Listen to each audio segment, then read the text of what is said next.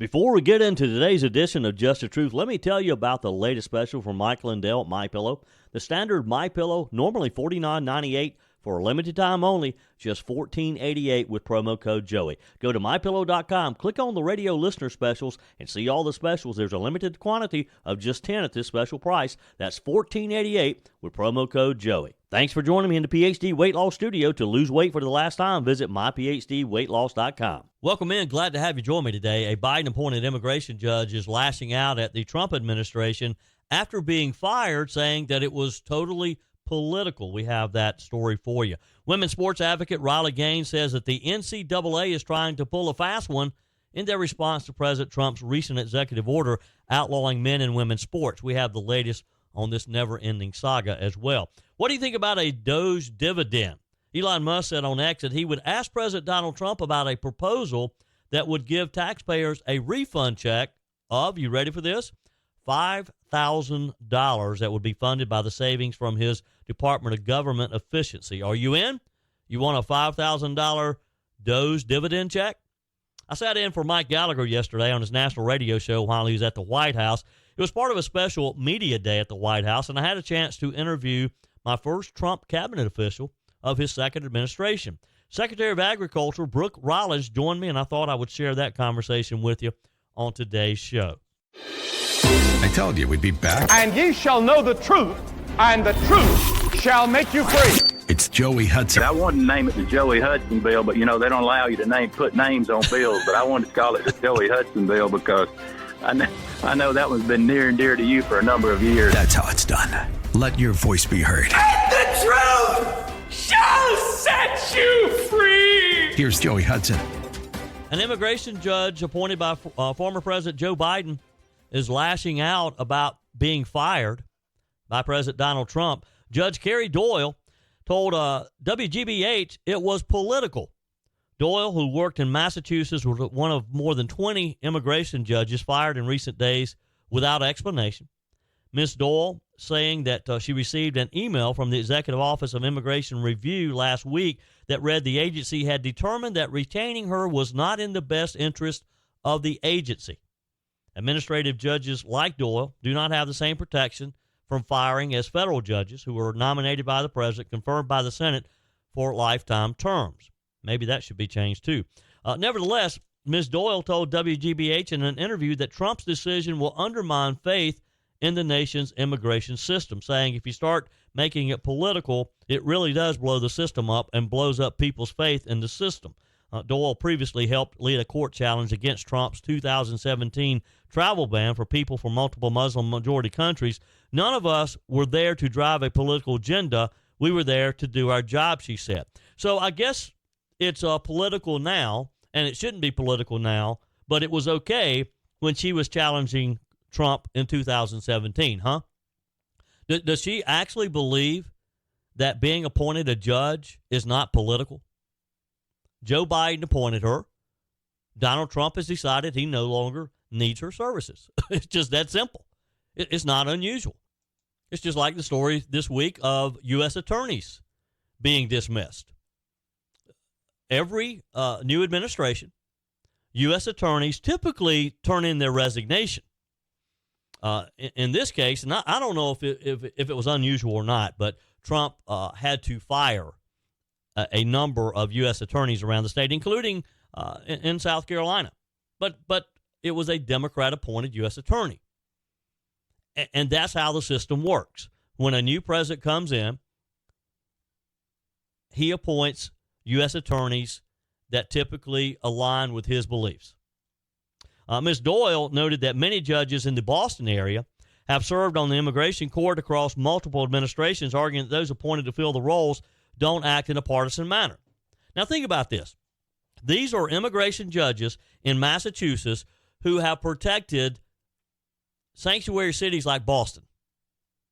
And she doesn't think that it's political. And she thinks that Donald Trump's going to allow them to keep their jobs when they have been fighting the very thing that he's working on. The firings, according to reports, have raised concerns that the already large backlog of immigration cases will now take even longer to clear. And that's one of their arguments on the judges shouldn't have been fired. The International Federation of Professional Technical Engineers President Matthew Biggs pointed out that a single judge can rule on 500 to 700 cases per year. He said, look up the definition of hypocrisy. It's when someone says one thing and does another. Of course, being critical of Trump, saying that the firings of immigration judges will slow down the effect of Trump wanting to get these cases heard and disposed of. Look, there's probably going to be less cases heard by these judges because there's going to be more people who are sent back home to do this the right way to begin with. Massachusetts alone, according to the report, has a backlog of about 160,000 cases. Ms. Doyle was readying to take over the cases of a colleague who had just left the court, meaning that some of those cases could now be on an extended timeline as well, because you're going to have to find another judge to take over two judges' cases.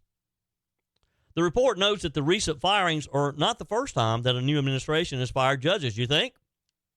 Pointing to a 2021 example in which Judge Marna Rusher, who was hired by, guess who, Donald Trump in his first term, was fired shortly after Joe Biden took office. Surprise, surprise, surprise. Again, it's how it works. It's a political appointment. But Judge Doyle had less of an issue with that decision, reasoning that Biden's decision was less likely to be politically motivated.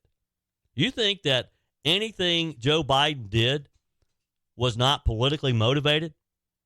Doyle said maybe it's just that each president wants to have his people who will follow his agenda. I don't know. Well, let me explain it to you. You're exactly right.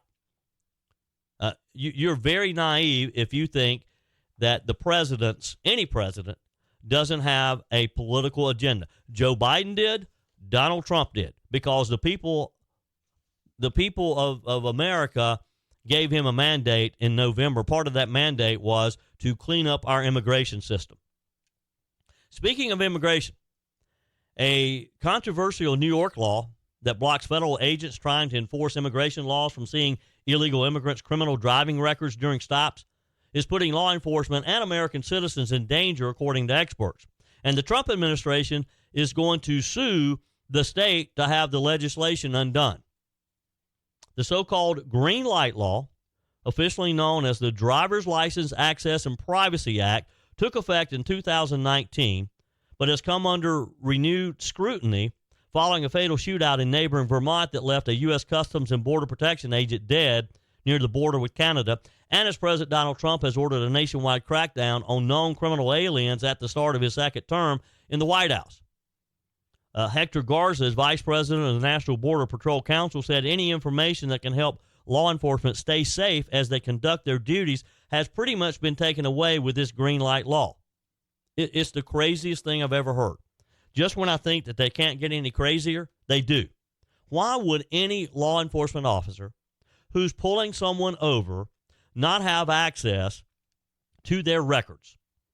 Makes no sense, does it? Just another example of a state like New York trying to protect people who don't deserve protections. So here's what we have. The green light law has two key features. One is granting driver's licenses to illegal immigrants. The other is that it blocks Homeland Security, Immigration and Customs Enforcement, and Border Patrol agents from accessing New York driver records, including those for felonies and misdemeanors. They're hiding their record from law enforcement officers.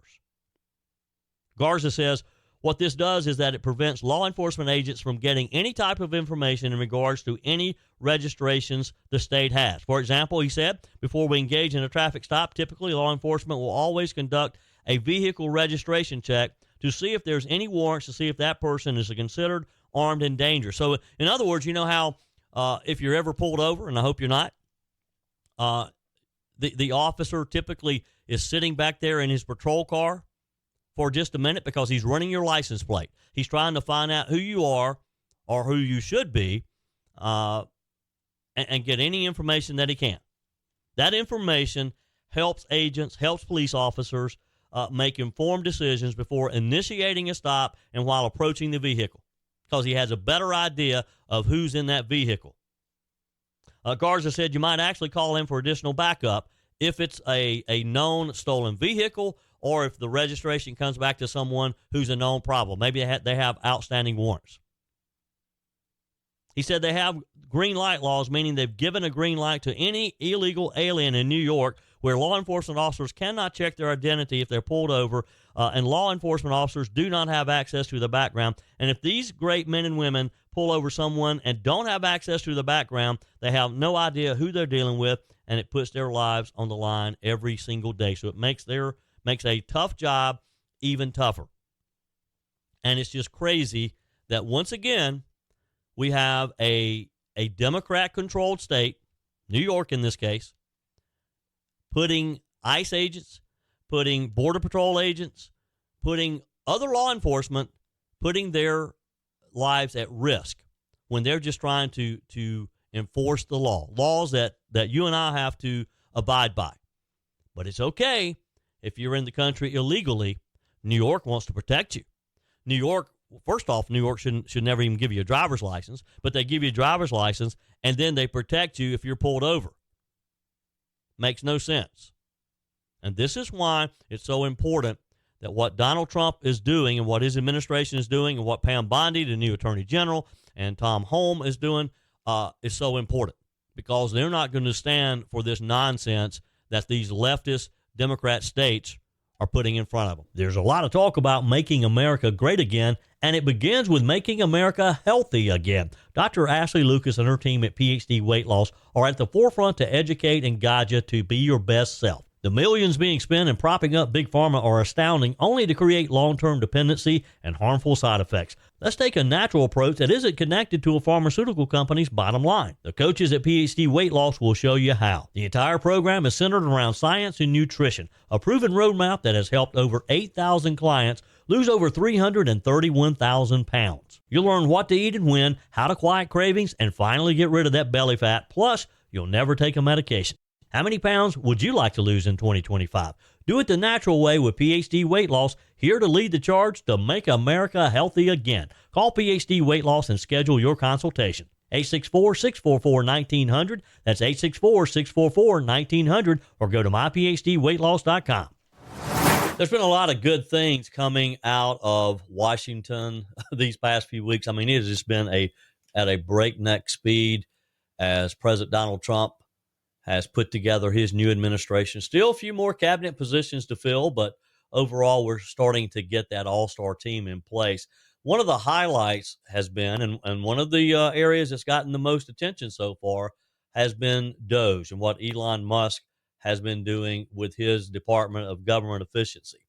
There was a great interview with Sean Hannity this week as he and President Trump and Elon Musk sat down and talked about what Musk, as someone who has had no government experience in the past whatsoever, he's just been real good at making money. He's been successful running his businesses.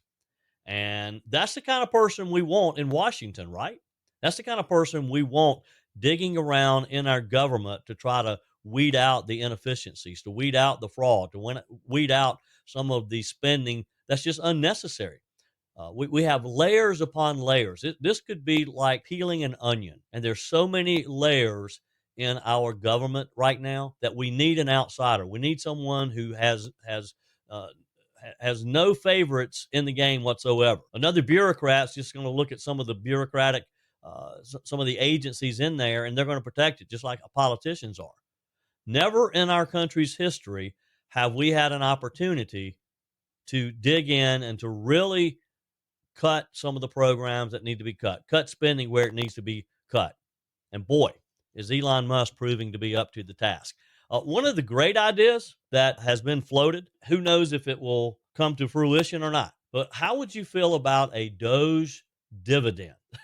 All right, so here's the story. Elon Musk said on X that he would ask President Donald Trump about a proposal for a DOGE dividend that would give taxpayers a refund check of up to $5,000 funded by the savings from his Department of Government Efficiency. James Fishback is the CEO of investment firm Azoria, and reportedly he's an outside advisor to DOGE. He pitched the idea of a, quote, tax refund check to be sent after the expiration of DOGE in July of 2026, funded exclusively with a portion of the total savings delivered by DOGE He posted this on social media this past weekend and continued posting about it on Tuesday of this week, tagging Musk in a tweet about the proposal. The proposal is this. It calls for 20% of DOGE's targeted $2 trillion in savings to be returned to the 79 million tax-paying households, which Fishback said would result in about $5,000 per household. Sounds pretty good to me. What about you? Musk responded. Evidently, this post got his attention. He responded to Fishback's proposal saying, "We'll check with the president."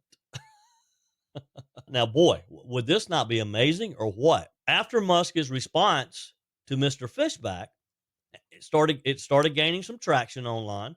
People started responding. They started liking. They started reposting. He responded to another tweet about the proposed dividend, couching the commitment slightly, saying, "Obviously, the president is the commander-in-chief, so this is entirely up to him." Now, this is just Elon Musk showing his respect to Donald Trump, and we kind of got a glimpse of that in the interview with Sean Hannity, as he continuously expressed to Hannity and to the country who was watching this that he has great respect for Donald Trump, and that, yes, I mean, he's a billionaire. He has an ego like everybody else, but it really came across as if he is there to be a servant to the country and to defer to the president when it comes to decisions like this. He's, in his words, he said, "I'm just a tech support." And he's wearing that black T-shirt with tech support on it. He,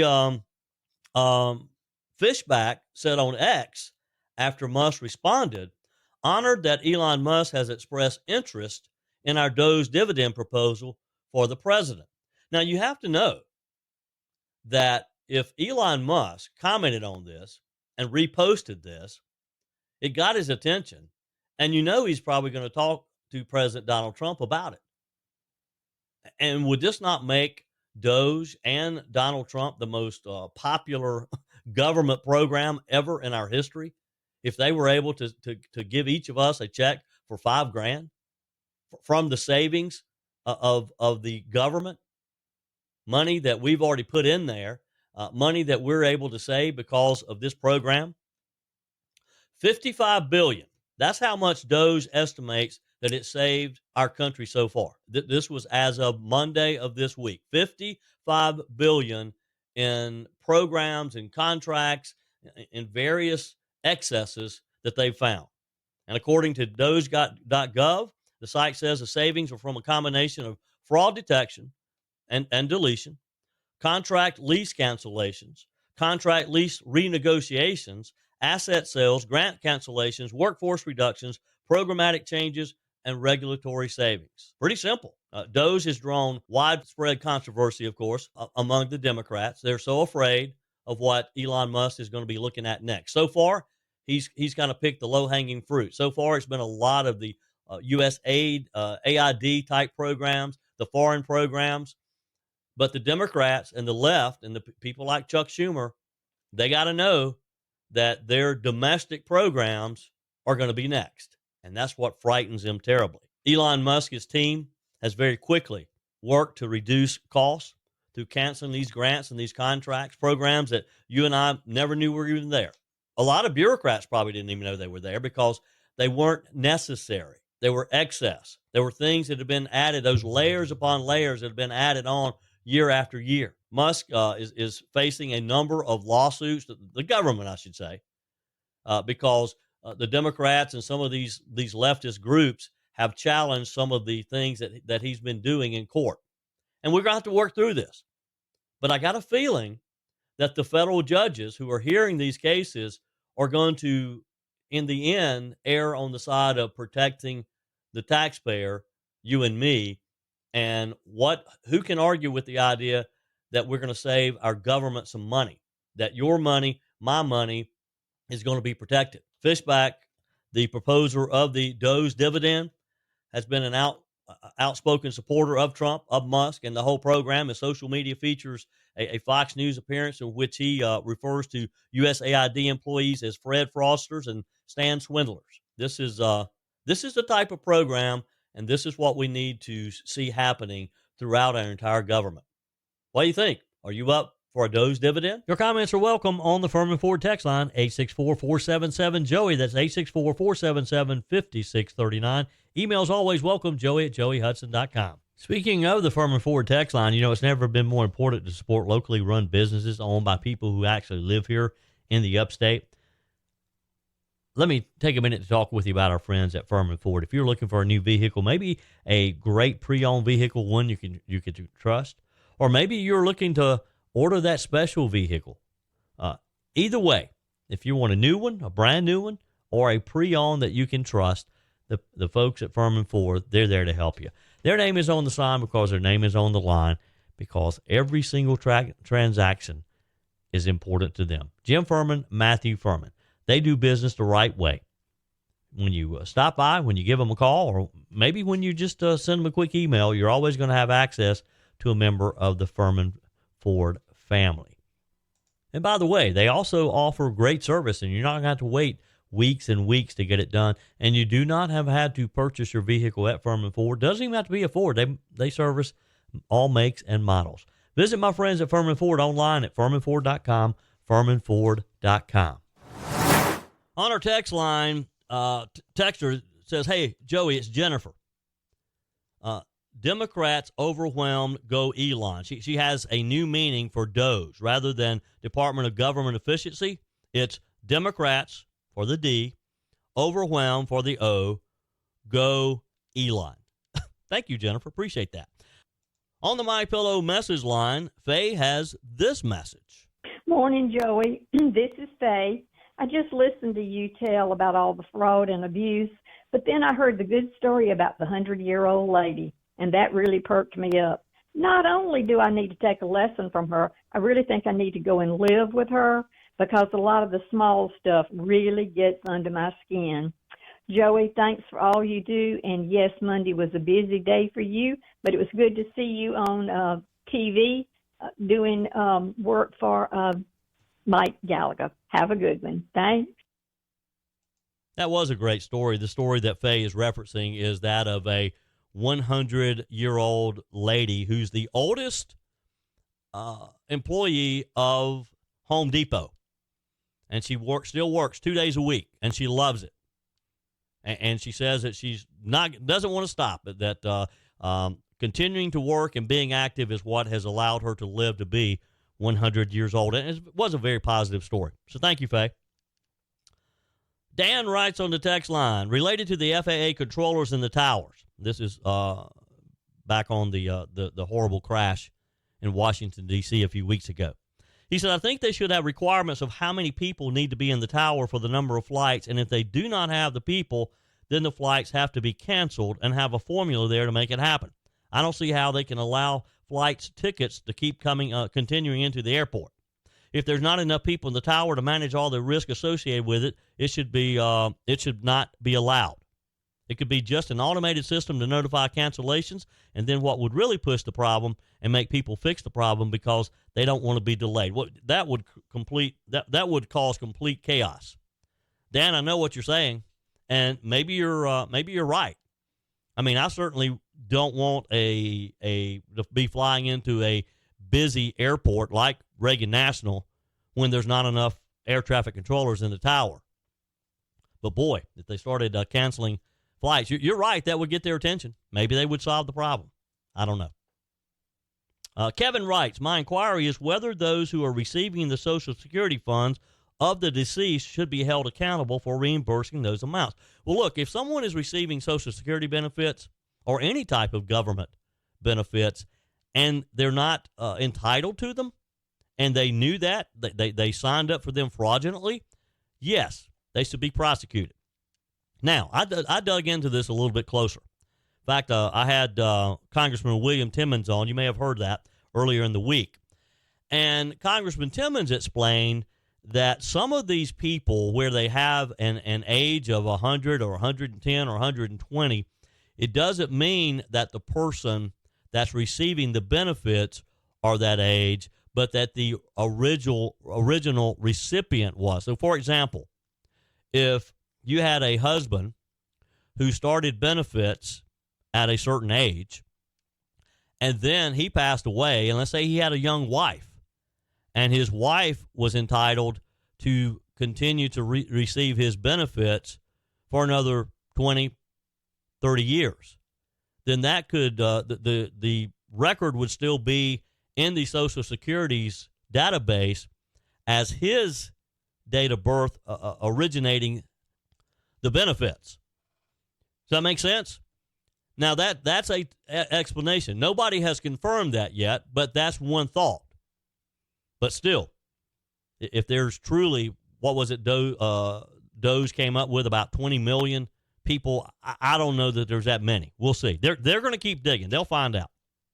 Tony writes, Joey, wonder how many people are going to turn off Fox when they find out that the oldest son of Rupert Murdoch, who's a progressive liberal, run his case in court to take over Fox. Well, we'll see. We'll see how that turns out. Albert writes, the Army Corps of Engineers and the U.S. Forestry Service are, in my opinion, federal government businesses. Both sell products. The Corps sells power and timber. The Forestry Service sells timber. Where do these funds go, and does the government pay corporate taxes as a private company does? I hope that DOGE audits both of these entities. Well, good questions. I don't know the answer to them, but here's what I think. Yes, when the U.S. Forestry Service sells timber, that money goes back into their budget general funds. That's like a revenue that offsets their expenses. Same with the Army Corps of Engineers for fees and permits. Any of that would go back into their general operating fund to support their operations. Do they pay taxes? No, they don't. But I'm not so sure we want them to. I'm not so sure that's not just, that's kind of taking it out of one pocket and putting it in another, is it not? We celebrated a couple of weeks ago when President Trump signed an executive order that seemingly eliminated the possibility of a male participating in women's sports. Remember that? It was a big day.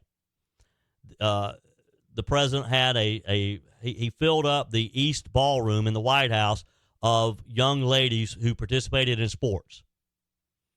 The NCAA immediately changed their policy. Or did they? Riley Gaines was at that signing ceremony. She was right behind the president. In fact, you may recall, he called her out and he gave her one of the pens that he used to sign the proclamation. So let's talk about how the NCAA just tried to pull a fast one on the American people, according to Riley Gaines. After years of betraying female athletes, after forcing young women to compete against and share locker rooms with biological men, they suddenly want you to believe that they've seen the light and fixed the problem, all because President Trump finally took action. But guess what? Some believe, including Riley Gaines, that they didn't.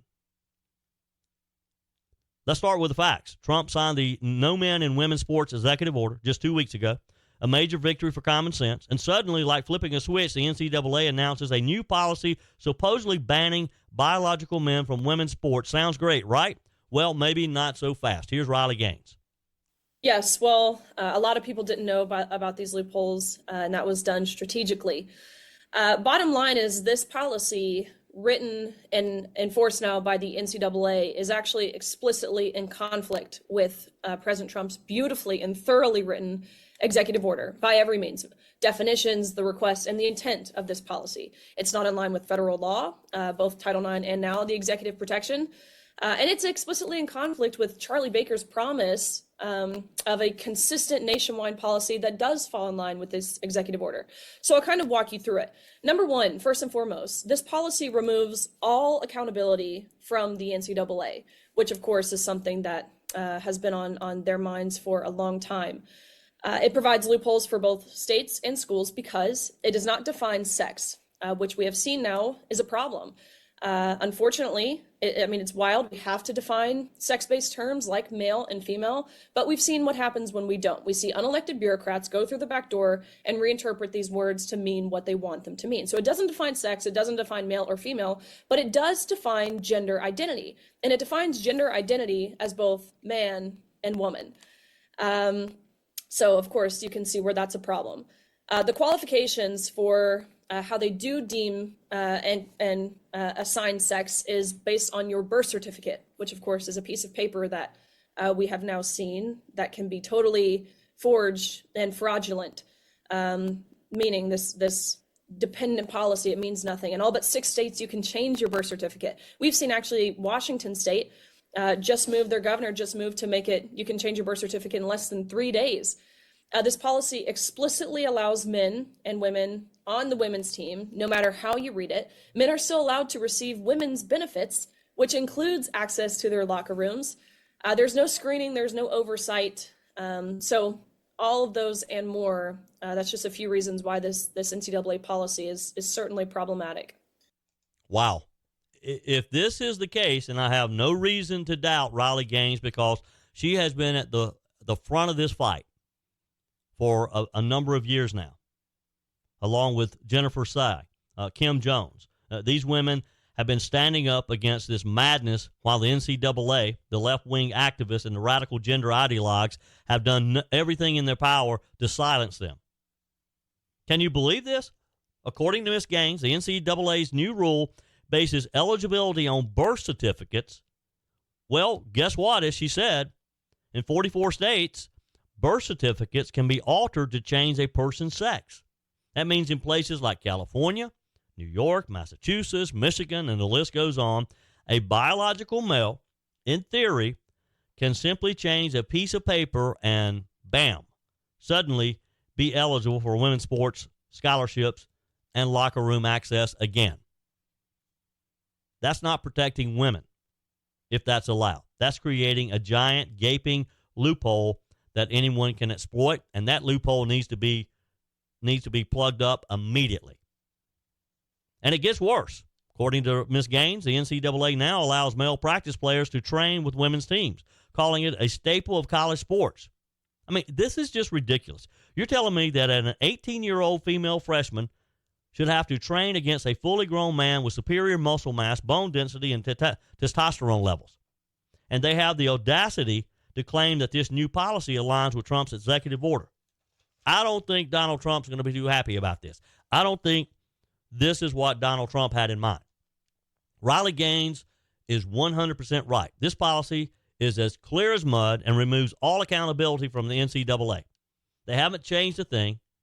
They've just found a new way to trick the public into thinking that they care about women's sports while still allowing biological men to receive women's benefits, if in fact this is allowed to happen. And we'll see. I'm glad that Riley Gaines, though, is once again calling them out, putting this out, putting some sunshine on this, because we got to stand up for this. We can't allow the NCAA to keep doing this, and hopefully they won't. On her first official trip as President Trump's on his cabinet, Secretary of Agriculture Brooke Rollins traveled to Kentucky last week to meet with farmers and other leaders in the agricultural community, and I'm happy to say that she joins us on our guest line today. Madam Secretary, welcome, and how are you? I'm great. How are you? I am wonderful. It's a pleasure to have you. Before we get into some of the issues that we're going to talk about today, take us behind the scenes, if you will, and tell us about the process. When did you know that President Trump was going to nominate you to be his Secretary of Ag? Well, actually, this is so fun you asked this, because I haven't told it publicly yet, but it's an amazing story. So what your listeners may not know is I worked for the president in the last White House, year 2, 3, and 4 of term 1. I ran his domestic policy agenda, got to work right alongside him. And then in the intervening 4 years, I like to call it the Great Pause. During the Great Pause, I built the America First Policy Institute and really was working to prepare for the next administration so that, when President Trump won again and he went in with his new administration, that the shock and awe would start on day one. And so now, did I expect to be part of that cabinet? I actually did not. I was really happy to keep helping on the outside. I was, building a 100-year infrastructure along with other amazing patriots at America First Policy and America First Works. And my husband and I and our 4 kids were driving in our motorhome from Texas to Alabama to watch the Aggies play Auburn in a football game. We won't talk about the outcome of the game on this show because it did not go our way. But as it seems very appropriate now and maybe providential, as we're driving across Mississippi, Texas and Alabama, I got a call from the president, and we discussed being his 33rd Secretary of Agriculture. I was honored, obviously, beyond belief, the opportunity to fight for American agriculture, our farmers and our ranchers, the backbone of this country, is truly the greatest honor and the best job in the world. Yeah. You mentioned those 4 years, those were painful years for us. But, God works in mysterious ways, and I've just got to believe that maybe we needed those 4 years to really prepare for the next 4 years, 8 years, 12 years, whatever that is. Do you feel like that's the case? I 100% do. And I'll tell you, the White House before, I'm so proud of all those accomplishments. And right, energy independence, a secure border, the lowest poverty rates on record. I mean, it was one win after another, but it was almost a miracle. Maybe it was because we're not good at government on our side, right? We're good at building businesses and raising families. The left really bows to the altar of government and climate, and that's their fastball. That's what they live for, is to accumulate power and to make decisions for people instead of letting people make their own decisions, which is what we believe. And what I realized in the last White House is that if we can prepare, if we can build a bench, if we start to get ready for the next White House and then the one after that and then the one 100 years from now, we've got the truth and God on our side. And when you have that and you add a plan to it, you can win. And that's what I learned in the last White House. So while we were devastated on November 4th of 2020, when that election we believe was taken from us, I knew that we had to begin to plan immediately. I didn't know President Trump would be the next, the one to go in, but I knew that whomever it was, that if we were prepared, we could actually save a country. And I believe that God gave us those 4 years to be able to prepare and do that. Yeah. On our guest line today, Secretary of Agriculture Brooke Rollins. President Trump has asked all federal agencies, of course, to review and to cut wasteful spending. In this short time that you've been on the job, because you just took the oath of office last week, what have you been able to identify so far in the Department of Agriculture? Well, it has been just a remarkable couple of days. Within my first 24 hours, we announced the ending 1,000 DEI, diversity, equity, and inclusion, which basically means dividing us. We announced 1,000 of those being canceled for good.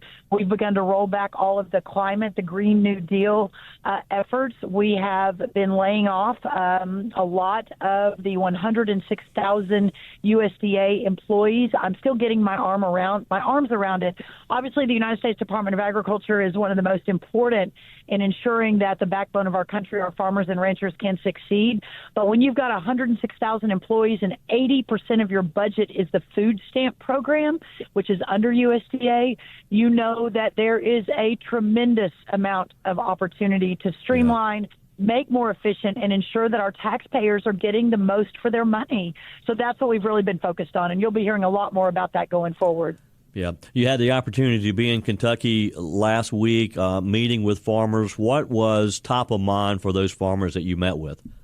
Well, and not only was I in Kentucky Friday, I was in Kansas Monday, Missouri yesterday, headed to Oklahoma on next Monday, Georgia soon after. I'm really planning to try to be in the country talking to the farmers and the ranchers as much as I'm talking to anybody else. I think that's so important. Listen, we are facing in perhaps 100 years the most difficult time in the ag community economically. Under the Joe Biden 4 years, our exports went from being a plus 50 billion, meaning that we were shipping our ag products out of this country when Trump left office 4 years ago, to a $45 billion export deficit that we're facing after 4 years of Biden. Our inputs, the cost, of course, not surprising to all of your listeners, inflation has gone out of control, but it is now 30% more expensive for our farmers and ranchers to do business, to provide what they provided just 4 years ago, 30% more expensive. We've lost 140,000 family farms in recent history. This is not sustainable. We can't keep going if we want an ag industry. So these are all massive issues. Of course, immediately immediately the avian flu, which hits everybody because of the cost of eggs we've all seen at the grocery store. We've got some pretty big issues to tackle, but I feel so strongly that with President Trump's leadership, and hopefully I'll be able to help in my perch, that we're going to be able to tackle all of that successfully in very short order. Yeah. Secretary Brooke Rollins, it's a pleasure to have you with us today. Thank you for your time. Thank you for what you're doing, and we're going to expect big things in the next 4 years. The Mike Gallagher Show, you are always and have always been such great friends of this administration, and I'll come on anytime you need me, so thank you for the opportunity. Well, we'll certainly take you up on that. Have a wonderful day. You too. Bye-bye. Yes. That's it for today's edition of Just the Truth. Thanks for joining me in the PhD Weight Loss Studios. To lose weight for the last time, visit myphdweightloss.com. If you haven't joined my mailing list yet, visit my website, joeyhudson.com. Click on the Connect with Joey button so that you can receive our emails and the most up-to-date news. Also, join me on my YouTube channel. Be sure and like, comment, and subscribe. Just search for Joey Hudson. As always, thanks for spending a few minutes of your day with me. Do me a favor and forward this episode to a few friends. Just click on the share button and send to your contacts. We need to build an army of conservatives to win our country back, and we can do that by continuing to share the truth with our friends and family. Keep those comments coming via the Furman Ford text line, 864-477-JOEY. Email to joey@joeyhudson.com, and I love your messages on the MyPillow message line. Again, that's 864-477-JOEY, 864-477-5639. Be sure and take advantage of the MyPillow special, just $14.88 on the standard MyPillows when you use promo code Joey. Order online at mypillow.com or call 800-893-4053. We're back again tomorrow and hope you'll plan to join us. Until then, remember, God's got this. He's still in control.